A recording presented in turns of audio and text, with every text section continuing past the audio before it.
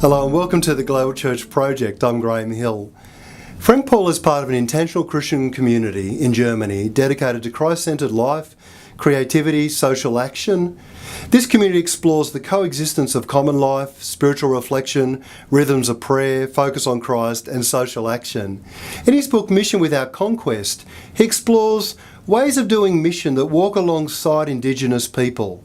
He explores the integrity of local indigenous peoples and what it means to be a Christian community that does faith and life and mission in the context of a grassroots indigenous church. Frank Paul, welcome to Being Missional. You belong to OJC, which is an intentional community in Germany. Can you tell us something about that community? Well, what we call intentional community is, sometimes I like to say, it's like a monastery of families and singles. But we don't live in one big area. We are about 100 persons with all the children included and volunteers and some collaborators. And we are living in 10 different houses in a little village, but not all near together. So we are neighbors within the neighborhood. And we do work together. We live without one economy. We have all things together, and we are from different churches: evangelical, Protestant, and even Catholic. How does OJC offer young people friendship, belonging, and direction? Well, that's has to do with the beginning. Because in the student revolution time in '68, the one who afterwards was our founder, he began to dialogue with the revolutionary students, talking to them about the revolution that is much more deeper and much more radical, that is the revolution of the human heart, that would be the necessary first step to have the system changed. And that's why he invited others to come to their house, to their family, and then other families joined, and the community began to grow by living, to get acquainted with and to learn how about to live out what is not faith in your head, but faith in your hands and your feet. At OJC you combine spiritual intellectual reflection with community living and also with social action. So how do you combine all of those things in this community? Perhaps the question is how one could not combine these things. Because when you live together, you have to do all things together, and the spirit is the same. Cleaning the dishes, the toilet, and going out, helping your neighbors, collaborating with migrants nowadays in even our little village. That's natural, because you can't only focus on the spiritual things and leaving the people out. So we are trying to combine, as we say, head and heart and handwork. Can you tell me something about the German Institute for Youth and Society? It's a branch of our community, let's say the think tool or pool, how do you say? It's a little group within our community that is doing research work in the first years, mostly about youth sects, because of people who came out of that context, and in the last more than 20 years, because of people who came with same-sex attraction feelings and asked for help. So we are trying to offer them something without being a community of therapists. We do make bridges to counselors and therapists. If who wants to have that, we will offer it. Now, you lived in Argentina for a while as well, and I think you were involved in a slum community in Buenos Aires. Can you tell us something about that experience and what you learned from that experience? Difficult in a few words. The truth is that we came to Argentina because of René and Katy Padilla. They invited us because they are friends of our communities, and even two of their daughters were living for 1 year as volunteers with us. And we were invited by them and by a little group of slum dwellers, like slum dwellers, I'd say, in the outskirts of Buenos Aires, to help them to grow out of a youth group to become a church. and they wanted us to be their neighbors in their neighborhood. They didn't want us to be their pastors or leaders or something like that, but to have an open house. And that's what we were living out in the community, so we accepted that invitation, and we had to learn life again in this surrounding, noisy surrounding, mostly dysfunctional families, but we had the opportunity to get in, not only in contact, but in confidence with the neighborhood. So they taught us, and they protected us. Thanks to God, nothing happened in all those years, even though many people had visits during the nights or even during the day.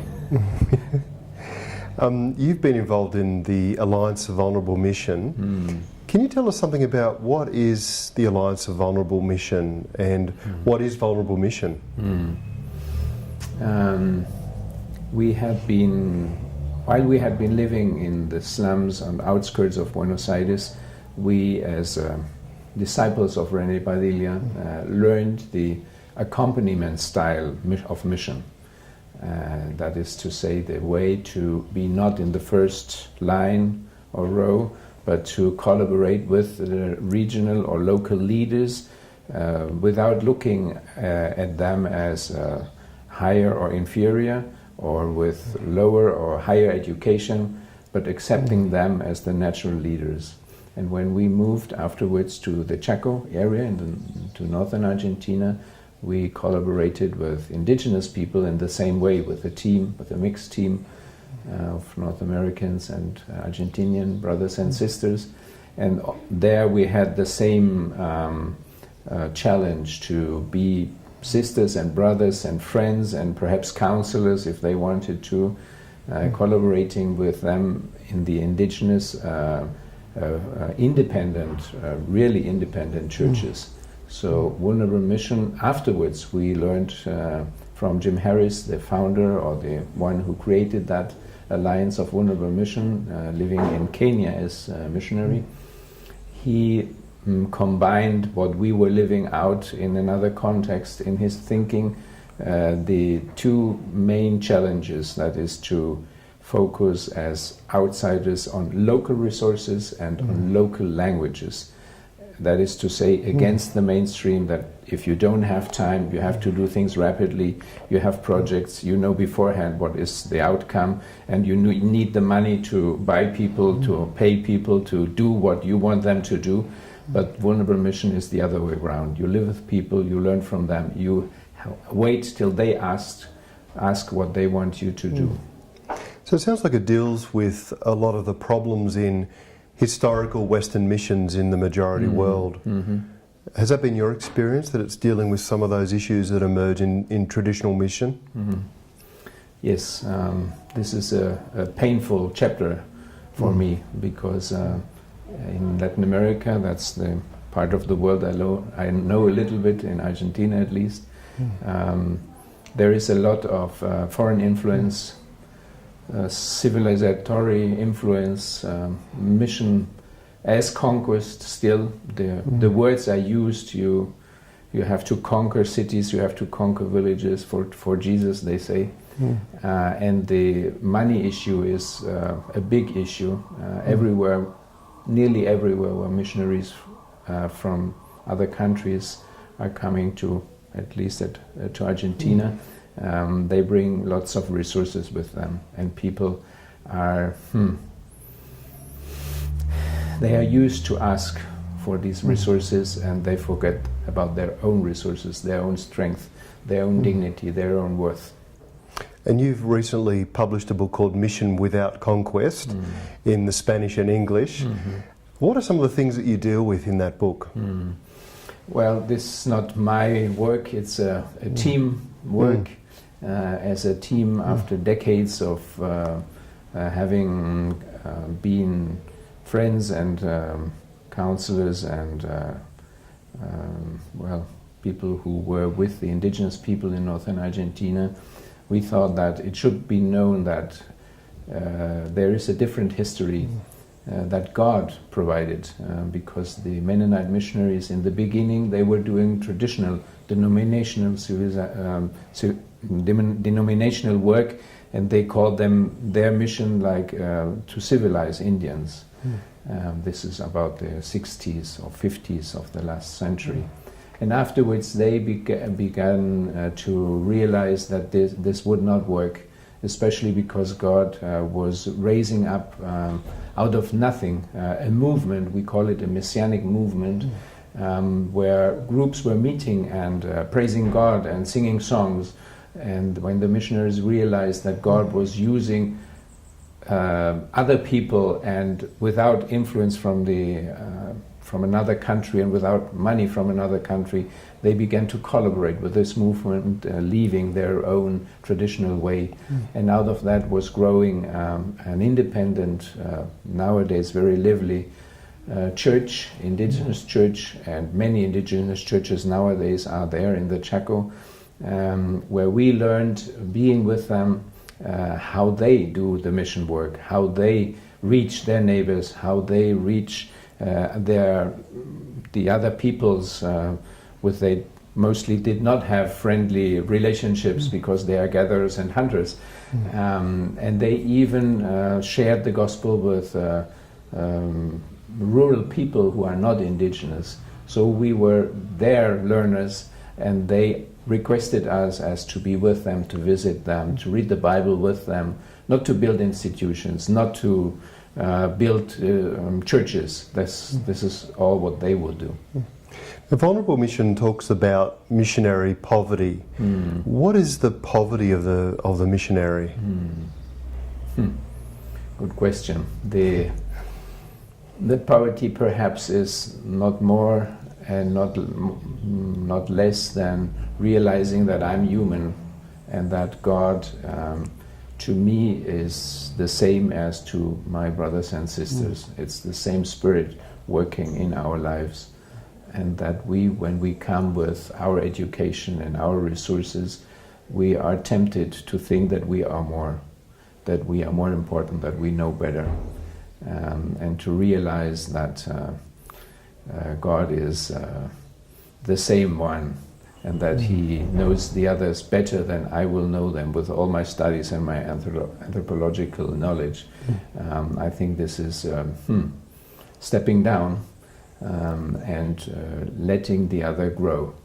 And they feel and they react on that. That's at least my experience. And they praise God because they feel themselves stronger because of having known the God that is teaching, that is speaking their language, and that is giving them worth to do the things that He wants them to do.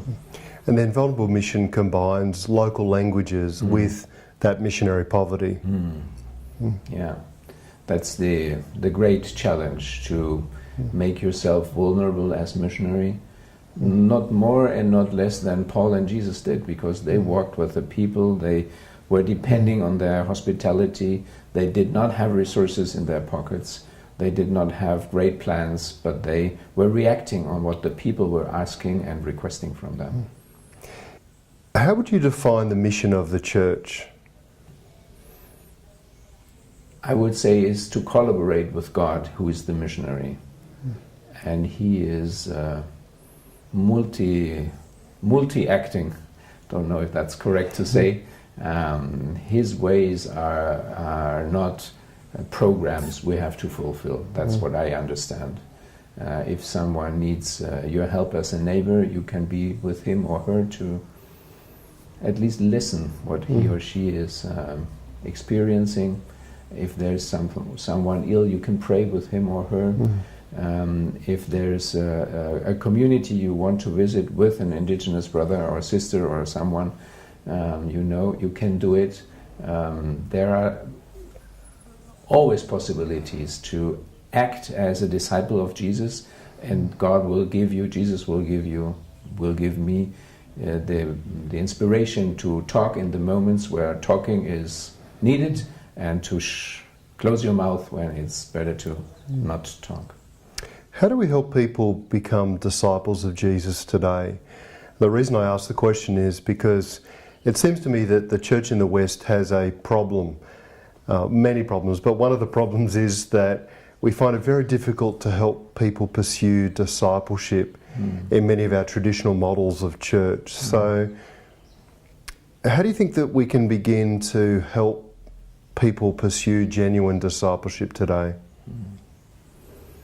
What I was learning and what I am learning from my especially indigenous sisters and brothers is their faith does not come out of knowledge. Their faith is related on experience of being loved, the experience of having had or having felt the power of God, as they say, which relates to the Spirit, and therefore they share with others what God is doing or was doing in their lives.